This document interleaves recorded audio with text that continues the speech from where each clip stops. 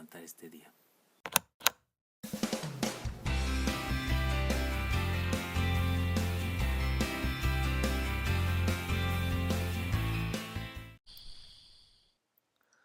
Dios les bendiga, soy el pastor Gilberto Gutiérrez de la Iglesia Bautista Ore de México DF. Me da mucho gusto saludarlos en este martes 21 de marzo 2017. Estamos con el Salmo 42, esta es la primera parte, Canción del alma sedienta, le llamaremos este salmo. Es mi salmo favorito, es el salmo para mi gusto más hermoso de todo el salmiario. De hecho, es la segunda parte del libro de los salmos. El libro de los salmos está dividido en partes y este es el inicio de la segunda parte. El título dice, mi alma tiene sed de Dios, al músico principal, Masquil, de los hijos de Coré. Los hijos de Coré se refiere al escritor del Salmo. Se trata de una familia de levitas, de cantores que acompañaban a David en destierro. El salmista llora su ausencia del santuario y a causa de la tristeza que se agrava por la injuria de los enemigos. Y es consolado en la esperanza de la presencia de Dios en su vida. Estudiaremos algunas cosas que nos dice este salmo. La primera de ellas es esta, la bendición de sabernos necesitados, o la bendición de saberse necesitado.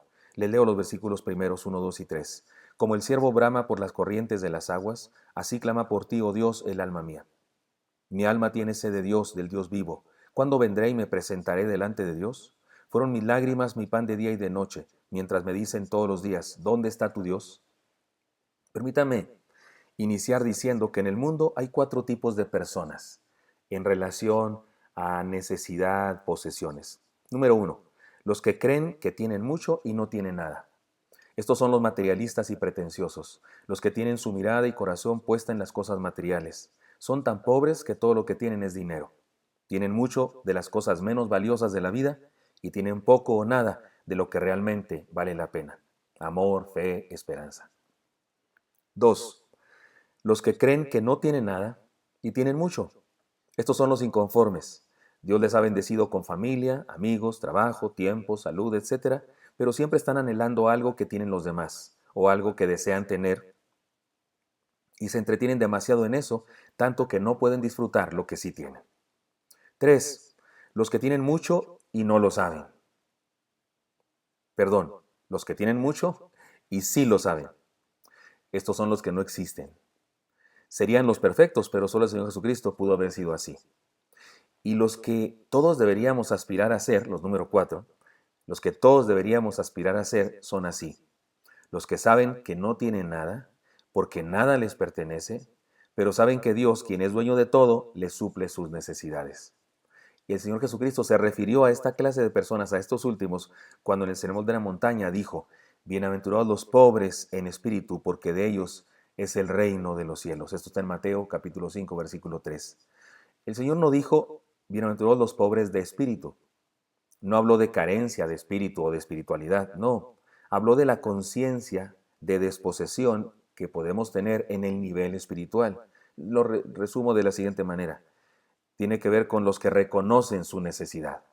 Pobres en espíritu son los que reconocen su necesidad. No hay peor cosa que creer que no necesitamos de nada o de nadie. Si somos sinceros y analizamos nuestra vida humana, nos daremos cuenta de que todos somos discapacitados. No sé por qué llamamos así a algunas personas, si todos estamos incompletos. Todos necesitamos de los demás, ninguno de nosotros podría sobrevivir solo por mucho tiempo. Y no solo necesitamos ayuda en lo físico y material, nos necesitamos sentimentalmente, relacionalmente, espiritualmente, educacionalmente, etc. Y Dios nos diseñó así, necesitados, vulnerables, limitados, incompletos, para que también fuéramos complementarios, colaboradores, solidarios, perfectibles. De este modo, creernos naranja completa, creernos perfectos, únicos y no necesitados, es condenarnos a nosotros mismos a la frustración y a la imposibilidad de realizar nuestro proyecto de vida. Ahora bien, ya reconocemos, necesitamos, somos seres que necesitamos. Sin embargo, debo decir, nuestra más grande necesidad, nuestra más profunda carencia, nuestro más importante hueco en la vida tiene que ver con Dios. Necesitamos a Dios más que cualquier cosa. Si no lo tenemos, estamos vacíos. Si no estamos cerca de Dios, estamos absolutamente incompletos. El salmista lo sabía y lo describe con una de las más hermosas poesías de toda la Biblia. Es mi favorita frase poética de la Biblia. Como el ciervo brama por las corrientes de las aguas, así clama por ti, oh Dios, el alma mía. Hay dos posibilidades o dos maneras de interpretar esta metáfora. Los ciervos son unos animalitos o unos animales que, como todos, no pueden vivir sin el agua. Así que cuando están sedientos, braman. Hacen un bramido que es escuchado a kilómetros de distancia. Su bramido es la manifestación de una profunda necesidad. El salmista dice, así necesito yo de Dios. Otra posibilidad es la siguiente. Existe una cierta clase de ciervos que en los tiempos de sequía están tan profundamente deshidratados que no braman. Guardan un silencio reverente en medio de su necesidad, pero cuando finalmente después de una caminata de muchos kilómetros llegan hasta un estanque o un arroyo de aguas cristalinas, se meten hasta el pecho en el agua y después de beber un poco, especialmente el jefe de la manada, pega un bramido enorme que expresa alegría, su gratitud y además significa un anuncio a otros siervos de que la salvación ha sido encontrada. Podemos quedarnos con las dos metáforas, la que quiera. En cualquier caso, las dos nos hablan de una profunda necesidad que tenemos de Dios todos nosotros.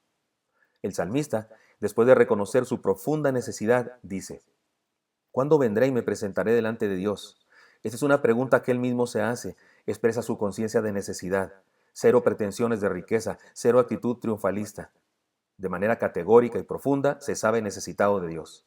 Después nos cuenta un nivel más de sufrimiento. Ahora no solo él se lo pregunta, sino que los que lo rodean también le preguntan.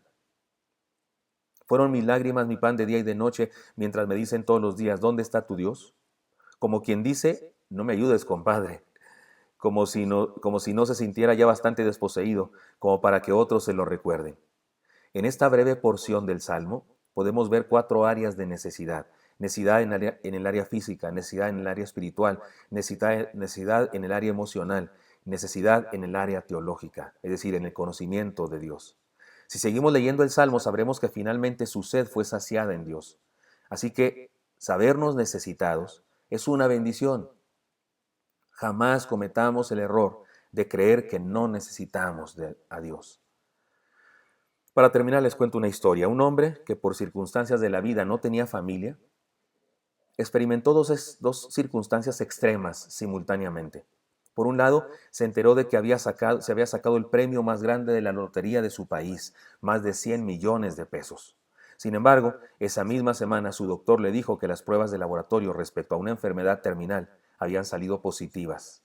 Le quedaban pocos días de vida. El doctor le dijo, organícese bien su testamento, organice su familia, hable con quien tenga que hablar, pero él no tenía familia.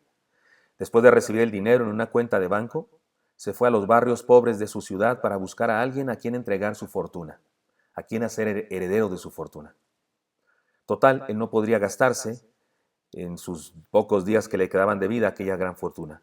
Le parecía muy útil bendecir con su riqueza a algún hombre necesitado. No estaba seguro cómo lo habría de lograr, pero fue a las plazas donde había hombres desempleados, a bares donde se juntaban los obreros oprimidos y a las calles donde había personas luchando día a día por sobrevivir con un sueldo de miseria. Se paraba frente a la gente y les preguntaba, ¿quién es la persona más pobre en este lugar? ¿Quién es el hombre que más necesita, el hombre más desposeído de aquí?